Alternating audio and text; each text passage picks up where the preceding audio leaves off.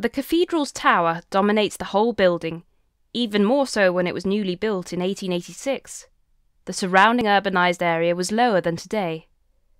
The nave was begun in the 1230s, the oldest part of which you can see in front of the high altar. Since then, the nave was developed in stages according to availability of money. It took 300 years to finish the nave and choir. The oldest arches were built in the Romanesque style, with rounded bows.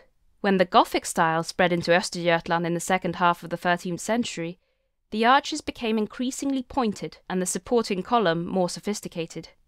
Look at the clustered columns, certainly an unnecessary expenditure, but wonderful. Now let's look at the facades. The Gothic nave with its beautiful sculpted friezes, up by the roof space, and well-hewn portals have been given buttresses. They were required to act as a counterweight because the arches pushed the walls outwards. In 1756 a church tower was built. It was partly done to support the weak western gable wall, and also because the old bell tower was rotten. The church bell was then moved to the tower. It was drawn by one of Sweden's most celebrated architects, Carl Hårleman.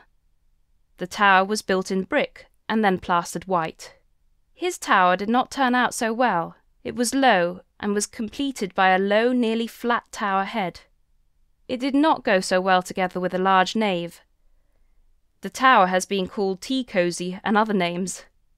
By the latter half of the 19th century, the cathedral was given a tower more suited in scale to that of the nave. It was designed by the architect Scholander and completed by director Helgo Zettervall in 1875. The tower you see now is the result. It was built in a neo-Gothic style, which corresponds to the Gothic nave.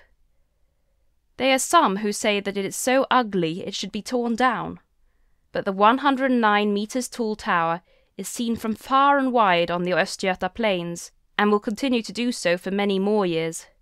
The roof of the nave has been rebuilt a number of times. The two small towers in the east on each side of the choir are copies of the original east towers, which were torn down at the end of the 18th century. The copies were built in 1967. Linköping Cathedral is seen as Sweden's best preserved medieval cathedral. The next monumental building we shall visit is right beside us.